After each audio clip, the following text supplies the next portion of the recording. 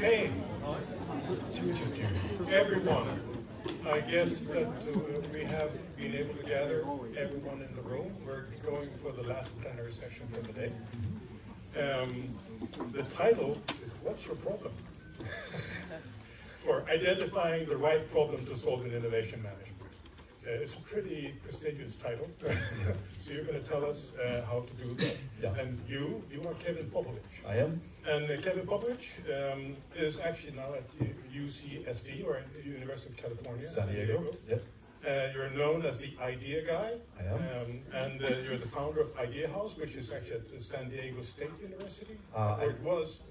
Yeah, well, Idea House is a creative agency, the Zip Idea Lab at San Diego State University, and many other places. Yeah. But now you're the education manager at the Design Lab at UCSD, where you're responsible for curriculum and co-curricular activities and communications. You do a lot of things. Actually, I was talking to Kevin here before, and so he plays basket and music and all sorts of things. So he's a much more interesting guy than what this says. Thank you so much. So it's going to be nice to hear you talk about this. What's our problem? Yeah. And help us actually find our problem. Hopefully. That's what you're going to do. So go ahead, Kevin. Good afternoon, everybody. How are you? Great. I know it's late in the day, right? I know you have fika, and everybody's starting to get tired. So my job is to keep you awake through the rest of the conference and get you out on time so you can prepare for our dinner. Okay? So as Thurston said, my lecture today is What's Your Problem? Identifying the right problem to solve in innovation management. And for our academic friends, bridging innovators and users, the role of participatory methods in innovation management. Something for everybody today. Right? I am the Idea Guy. This is my license plate. Right? I'll tell you a quick funny story. I got this name when I was at San Diego State University. I created the Idea Lab. And an article came out in the paper, and they said, Kevin Popović is the director of the Idea Lab. He has Idea House, and now he's the Idea Guy at the Idea Lab. So I'm walking around campus, some people say, hey, it's the Idea Guy. I'm like, hey, how you doing? It became a joke, right? And somebody says, you should get that license plate. So I go online, and it was available. I'm like, why it's available, I don't know, but I got it. I put it on my car. 3 days later, I'm driving to the gym, and somebody said, beep, beep, beep. I thought I cut him off. And he goes, roll your window down. He goes, okay. He goes, are you the Idea Guy? I'm like, yes, I am. And he goes, can I tell you my idea? I'm sure. So at a red light, he's pitching me his idea. And ever since I tell people I'm the Idea Guy, they want to talk about ideas, so I guess that it works. And my other experience, I started my career at Idea House. No agency would hire me. I started my own at 25. We know everything we need to know to start a business at 25, yeah? So I did that for 20 years, and most of it was coming up with new ideas to solve marketing communications problems. And then I moved to the Idea Lab, and that was in academia. Okay? Today, I proudly serve at the University of California, San Diego in the Design Lab. I am the education manager. My job is to help with curriculum, co-curricular activities, and communications. So, as he says, I do many things. Right? Now, for those of you who have the wristbands, how many people have wristbands? How many people need them? All right, we've got a couple over here. I'm going to be like at church. They pass the bowl around. Yep. So if you get, who needs them here? You go, it's here. I get you here. I get you. If I could get somebody besides myself to pass these out, it'd be really great. Again, I was like church, but if you could just pass it around who has them, thank you so much. This is part of our exercise, and part of one of the things I want to help you learn about participatory methods. One of the things I try to do is prepare the mindset for the people that are in my classes and my programs to get you in the right frame of mind to think about being more innovative. Because as many as you know, it's not as easy as you think. Some people look at my job because I play with Legos and Play-Doh. They don't think I have a real job, right? But it's harder than you think to come up with ideas, you agree? Right? And a lot of it, we have to be in that right mindset to do so. So these bands all represent something that I found is very important in establishing an innovative mindset. Now, the way that we use these, because many of my friends from Halmstad have these already, is that we put on the bands that we need to remind us about the things we need to work on, right? Some days they change. Now, for me today, my green one is challenge knowledge, right? We have many smart people here, But sometimes smart people stop learning at a certain point. We get a job title, we get grants and awards, and I know everything. No, you don't, right? And many times the education we received was 30 years ago. A lot of things have changed that. Fortunately, we're in education, we continue to learn. But we must challenge the knowledge that we have to stay current, right? So for those of you who find that you need to challenge yourself, and you know yourselves, if you need to challenge the knowledge that you have, I ask you to put on a green band, like I put on, right? Now I have a yellow one today. The yellow one is increase observation. Many times we quit paying attention to things that are important, right? So we get into habits, right? We walk to work, we don't look up, we don't look down, we just walk to work, right? But we miss things along the way. But again, things change. And sometimes we haven't paid attention to those things that are most important to us. So we must increase our observation. Now, the orange one is about improving creativity. How many people consider themselves creative? How many people do not consider themselves creative? You're creative, you just don't try so hard. Today you will try hard, okay? And when I say about that, it's even like, you know, doing bad little drawings, which I call bad drawings. I did a TEDx talk about how creativity can change the world one bad drawing at a time. And even those bad little drawings that you don't want to ever show to anybody have value in communicating where words stop. Okay? The last one is suspend judgment. This is the one that I have found, particularly in my corporate clients, that we say, well, we're going to change this. We're going to try to accomplish this. And we get some people like, oh, they'll never approve that. They won't fund that. It'll never work. We're all going to die. Nobody wants to work with that person. Okay? So we must suspend our judgment. We're in the business of new things, about changing things. We must be in that right mindset. So I ask you to please think about the things that you think that you would like to change in your mindset, and you put the bands on. And I will ask that if you really want to have a good conversation today, wear them to dinner and talk about these things. And by talking about them, we learn more, we break down those barriers, and we improve ourselves. So that's how we use the mindset bands. And I hope that you will try these tools. Let me know how they work out for you.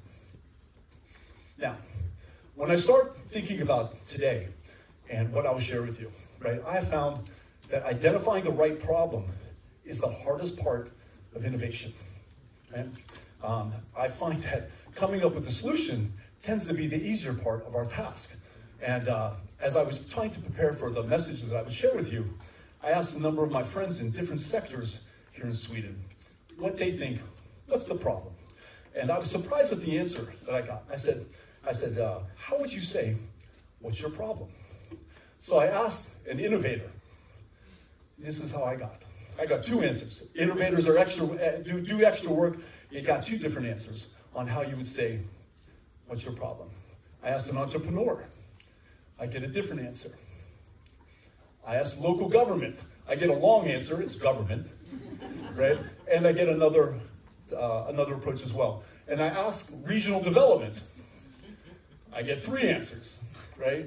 And then I ask in education, I get two answers, but also says, most people would probably just say in Sweden, what's your problem, right? So I find this is an interesting exercise. As I ask one question, I get 9 different answers, which is one of the challenges that we have in innovation. It's not easy, and perspective changes everything. That's the point I want to take from this, right? So what's your problem? We're going to talk about this today and how you can work with your team to identify that right problem to solve. Right, so here's the premise about understanding the right problem. Every organization has a problem, and every one of them can be solved with a good idea. Who believes this to be true? Who does not believe this? Good. Right, it's always a couple. But I like to know who they are in the audience.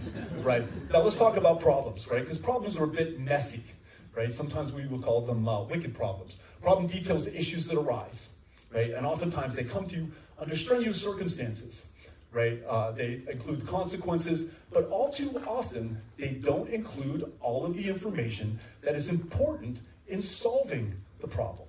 Right? A lot of times people will come to a leader and they say, we have all these problems, we need to do this, or this is going on, and it's a rant, and it just goes on and on. But what do you do with all that? It's a mess. Right? It's hard to act on a mess. Right? So like the old adage says, it's easy to complain but it's hard to do something about it. And this is why I find our jobs to be very difficult jobs. Not anybody just can be in innovation, right? So I find the critical part in solving that problem is knowing that you're solving the right problem, right? Understanding the problem is mission critical. There was a scene in an Indiana Jones movie. Anybody see the Indiana Jones movie with the bad guy burns his amulet in the hand, right? The bad guy takes the burn in his hand because it has some of the information. It's a two-sided amulet. And the bad guys start digging over there. And then Indiana Jones takes the amulet with both sides to interpreter, and he gets all the information, and he starts digging over there. And because he realizes they're digging in the wrong place. And that's why it's mission critical. You could dig all day long over there. You can have all the money in the world. You could get everybody to come and help you. You will never find the treasure. The treasure is over there. Right? Now, people make assumptions all the time, and it is a guess at best. Right? And each perspective involved that problem has their own guess. So without knowing what the real problem is, you have very good people who are trying very hard to work together, guessing. Right? Most guesses are wrong.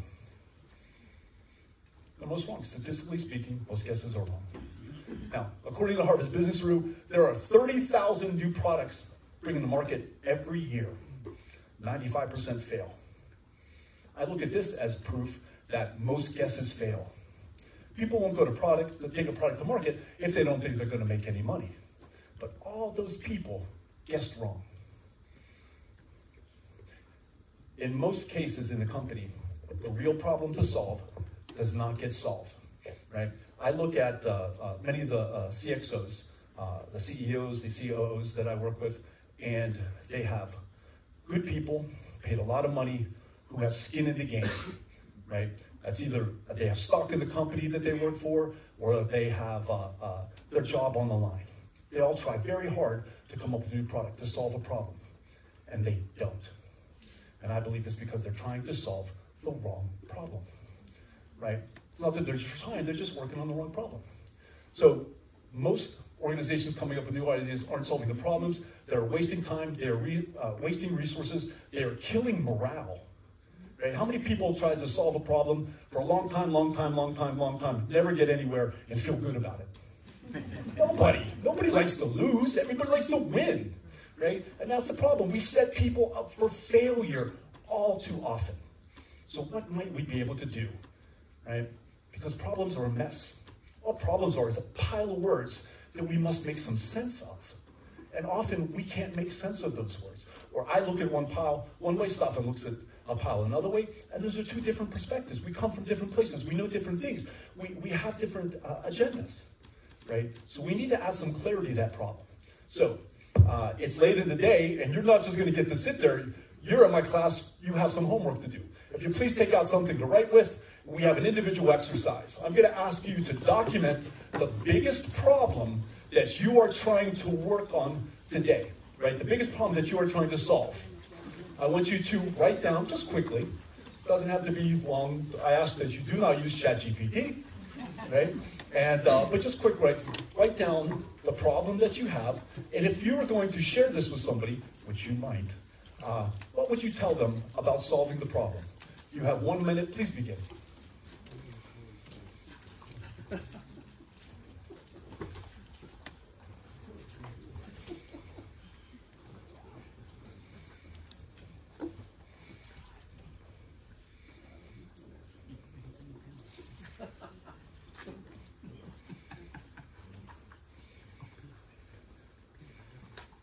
It could be any problem, but it's something you should care about, something you're working on. And just make a couple notes on, here's the problem, here's some things you should know.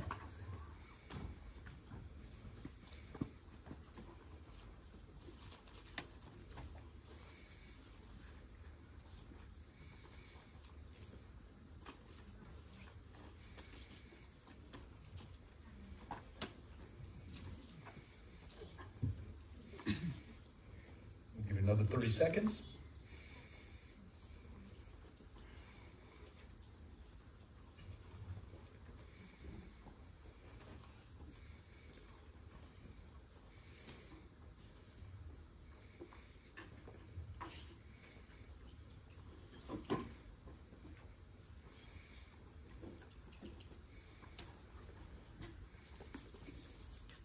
10, 9, 8, 7, 6, 5, 4, 3, 2, 1. Pencils down.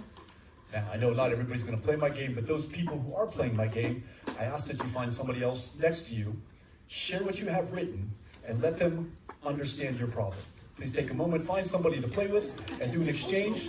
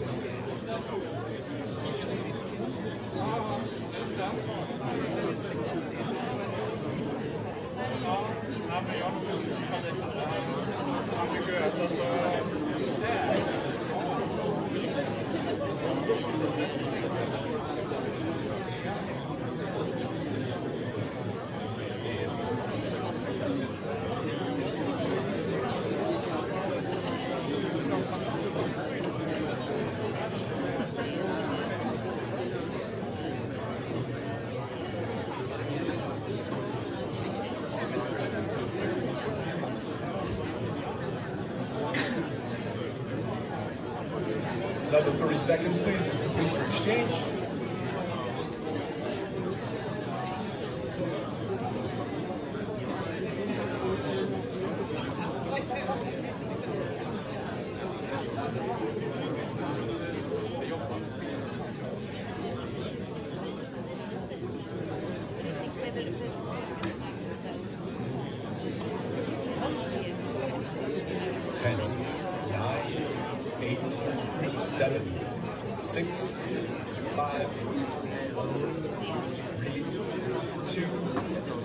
Please complete your exchange and raise your hand if you have received enough information to begin solving the problem you've learned about. Yeah. Raise your hand if you need more information. And this is the problem with problems, right? Oftentimes when we communicate the problem that we see from our perspective with the information that we provide other people, it is not enough information to act on. Right? All the problem is a personal collection of words that share a single perspective about something that people want to change. Right? And that's where this starts, but it's not where we start working on that problem. A problem by definition is a matter or situation regarded as unwelcome or harmful and needing to be dealt with and overcome. Right? And that's the problem. Right? It's something we need to do something about. It's been identified and labeled as a problem. We want to make change in some way about this, but we don't have enough information to act on it responsibly. Right? Now, problem statement is different than a problem.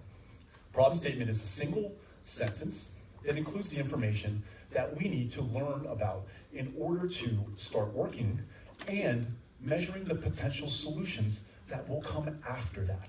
Right? So it also serves, as some people will say, as a North Star. We're going this way. Right? When we have that when we have the problem statement, that statement has words that we've agreed on, and to some degree becomes a contract for us to move forward and work together on. And it can also be used as a directional, right? Especially when we start to move and somebody says, hey, we should go over here. Nope, we're going this way, right? It's a tool to manage our work over time. And it's something that we can use, like one of my design teachers years ago taught us.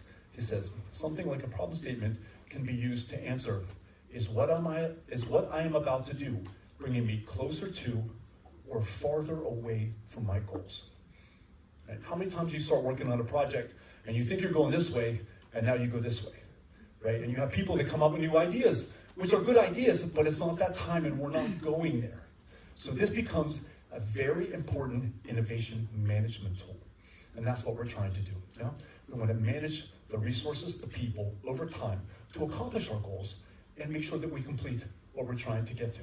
So this is a model that demonstrates The problem statement that I'm going to teach in my workshop tomorrow, I'll try to incorporate as much of it into my lecture today. But it all starts about how might we, and then help who, do what, to achieve what goal. The last part is a little American touch, we call it add fire. We'll talk about some marketing at the end of this, right? But this model we have found to be very useful in constructing a place for us to begin our work, right? Because those of you who are familiar with design thinking will know that the problem that you start with isn't necessarily the real problem that you're trying to solve, and through empathy and defining, we update our problem statement before we do ideation, right? So how might we help who do what to achieve a goal, right? How might we, it's about potential, right? It's about the future, it's about what could be. And it's a statement that I have taught my clients to understand that when you hear somebody begin with, how might we, a problem statement is coming. And if you put time into a problem statement, it usually demonstrates that this problem is important to you, and you have put some thought into it, and you would like to discuss it as a professional, okay? Help who is the people involved in the problem. Now, the people who we often think are involved in the problem are not the only people that we believe are involved in the problem. You have primary, secondary, tertiary people. Okay? Now, the do what is a change that wants to happen. There's something that is today that you want to be different. That's how we address the do what. The last part, achievement goals, are what will be measured to help us evaluate potential solutions and know if we actually made the change that we are looking for. Last, that add fire is, again, marketing that will help create interest, alignment, and support. How might we help who do what, achieve what goals, and we add fire, right? So this provides a model for us to follow, right? This model becomes a structure that helps identify the problem and the requirements, provides metrics for evaluation, but most importantly, establishes a common ground of communication. Because often, based on perspective, we see things different ways, right? So if we can improve the way that we communicate, we believe we can have more impactful work along the process. Does this make sense so far? Yeah. Yep. Okay, so this is a template that we use in our lectures with the students at the Design Lab, right? And we have it structured out as different lines, right? Sometimes I'll even put it in a box, right? Because separating your thoughts around each of these improves the efficacy on the problem statement, right? Help who is the line that we tell the kids to write the people on. Do what is the change that we want them to write on that line, and to achieve the goals, they write their KPIs on the last part. And by separating them, they can focus more, because when we try to do this all at once, it's a mess. It becomes another pile of words that doesn't make sense, and it usually does not follow the model, right? So again, even the way that I do this, when I write out a problem statement and I share it with my colleagues, I break it out. I'll put a pipe or a bullet, right? How might we bullet people, bullet, do what, bullet, right? So it helps me to think, and it provides insights to my colleagues as to what part they should comment on, because sometimes they see different people, sometimes they see different change, sometimes they have different KPIs. And this is a way that we keep things in the box, and we've established our communication. Again, when I see this line come across from my colleagues, how might we, I know what we're going to get to work. Okay. Now here's an example, right? How might we help innovation management professionals reimagine the problems they're solving in order to increase communication, reduce confusion, and accelerate innovation? This is how this works. Does this make sense? Now, I'll tell you, it looks easier. I'm making it look easier than it is, because when you try to do it, when you're not accustomed to it, you mishmash things a little bit. But by providing a structure, it improves the success of people who are doing this for the first time. Again, we'll work through this in the workshop tomorrow. So the help who is about the people involved in the problem. Again, it's all of the people in the problem. Now, when you start listing all of the people and understanding the perspectives, you'll find that you often have more than one problem, which is another problem that we have to address, right? Because nothing is simple in our business, yeah? Right? So we start to identify the different people, And then we start seeing that different people have different problems. And eventually, that gives us a list of problems which we have to prioritize. That we'll talk about tomorrow as well. But in understanding the people, it requires empathy.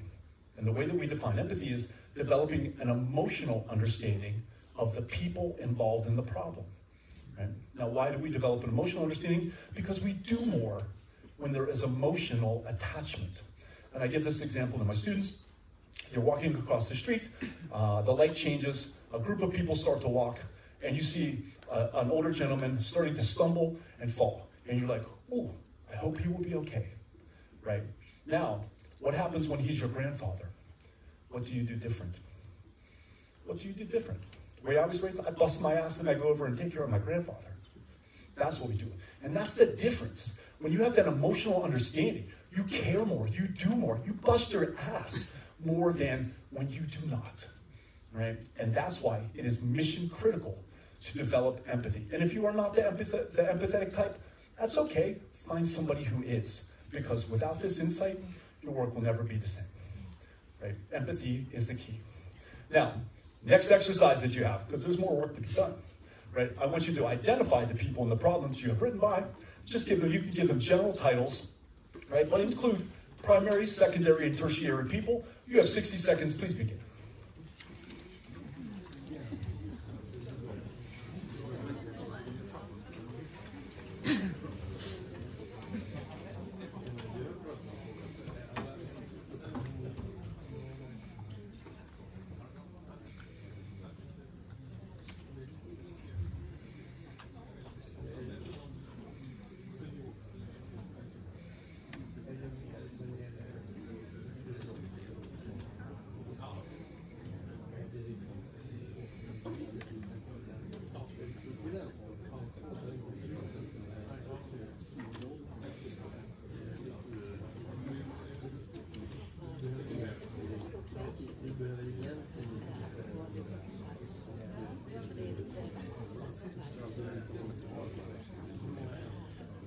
Another 30 seconds, please. Again, any general titles, just so you can differentiate between the people involved in your problem.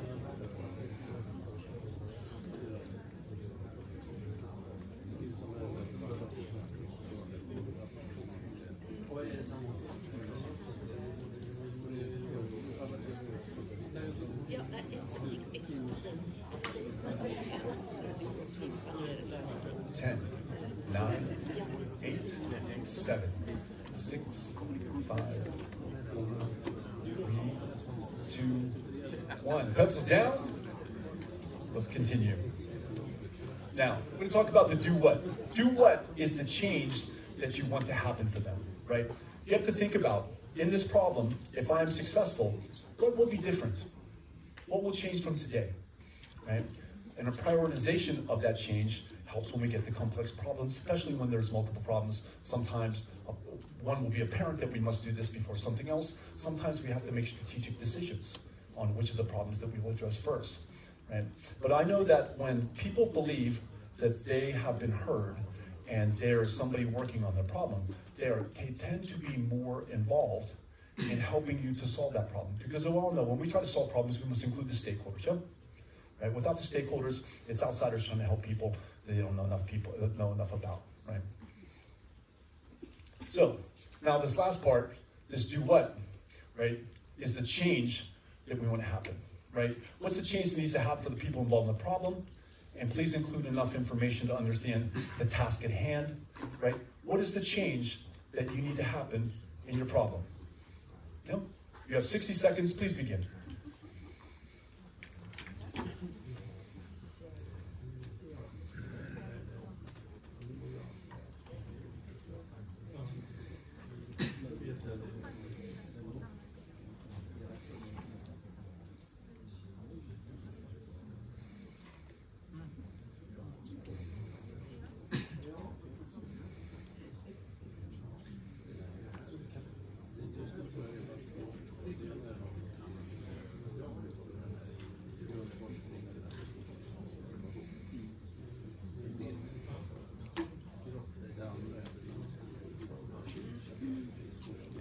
Seconds.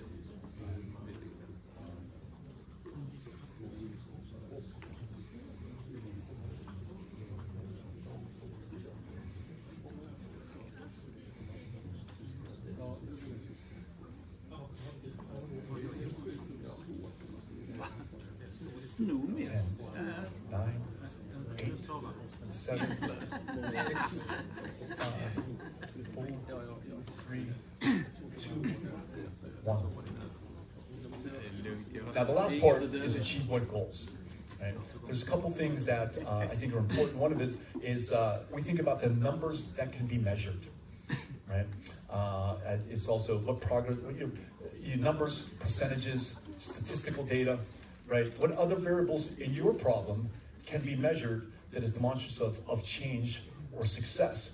Now, the other thing I'd like to keep in mind here is I find that it's more important to use current measurement. It's something that's being measured already instead of making up a new data set that serves your goal. Because I find that if we have historical data, for instance, statistical data goes like this. When a good idea comes along and you get a giant blip, you can often attribute that's the change you have made, right? If you don't have that historical data, when you just say, oh, and 70% of this is what we did, compared to what, right? So we must have something to compare it to.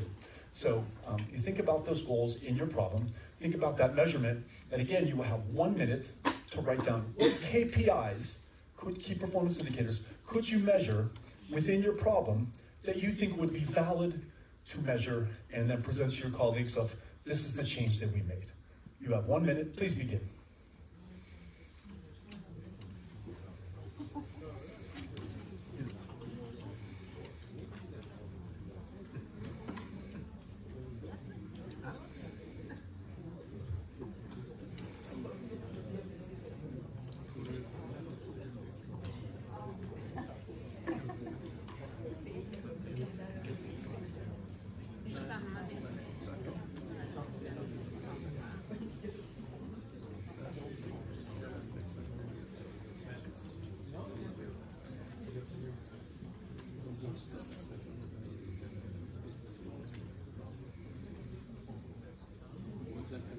Seconds.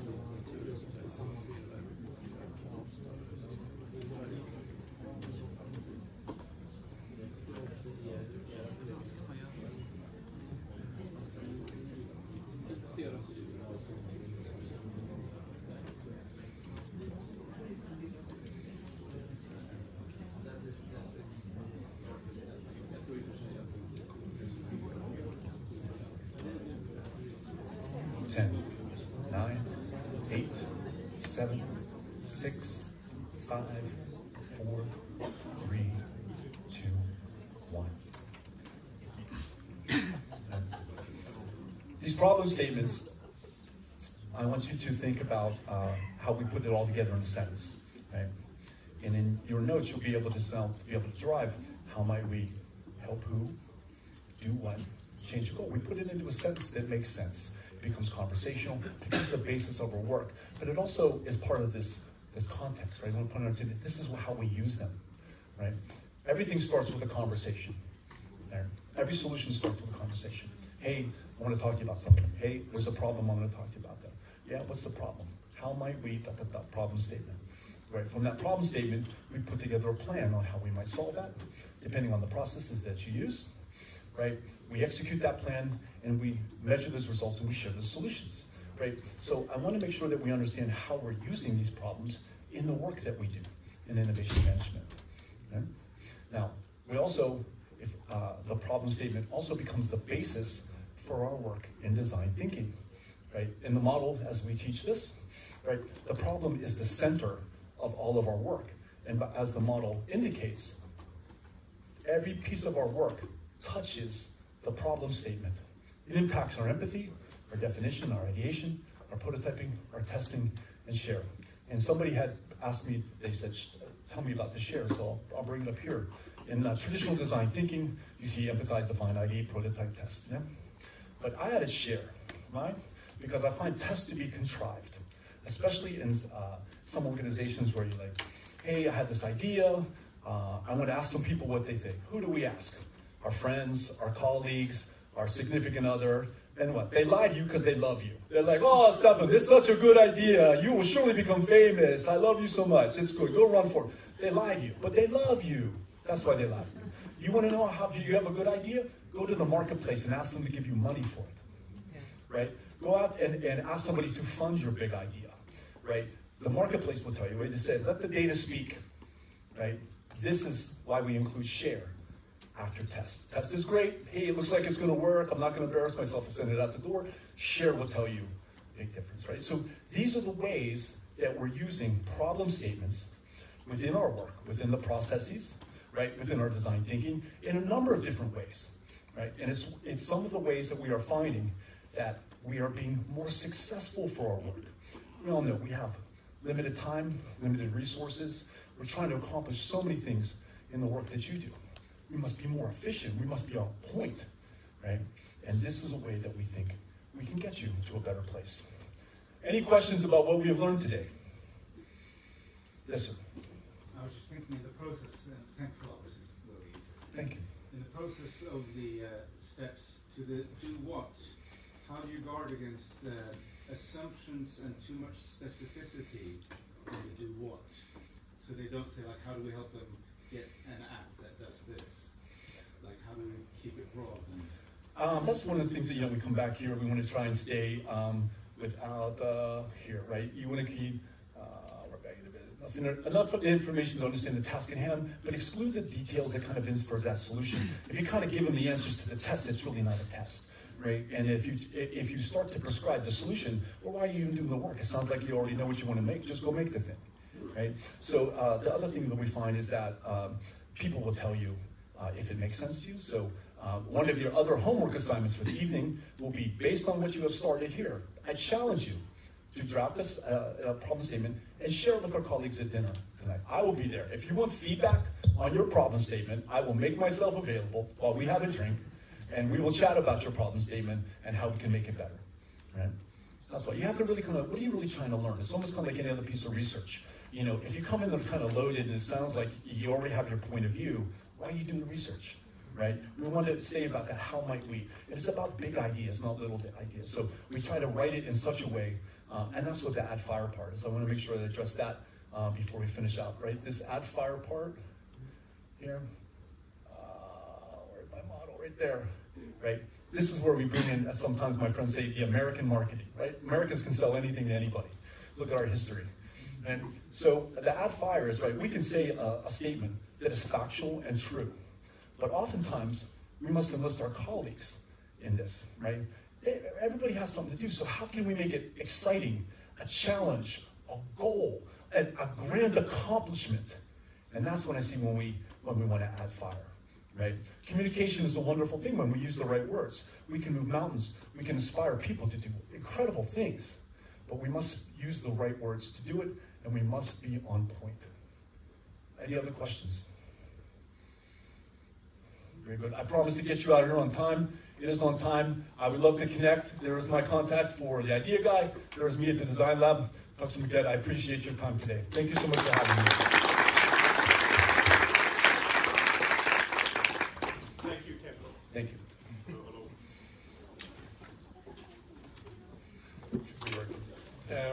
Thank you for getting us all out in time, Yeah. Especially when you're adding fire. So I grabbed Kevin at the dinner, and so I would like to just say, okay, so as a thank you, we have given money to Byagårdens Children Colony, also here, which every summer gives this, give the children the bright summer memories for vulnerable children. This is. And well, that's very, very close to my heart, so I'm very happy about that. I also want to tell you that those of you who are going to the dinner tonight, there's a bus that leaves Profil Hotel, which I guess is where most of you are staying, at 6 o'clock. It says 18.00 in my papers. So that means that you should be sort of in the lobby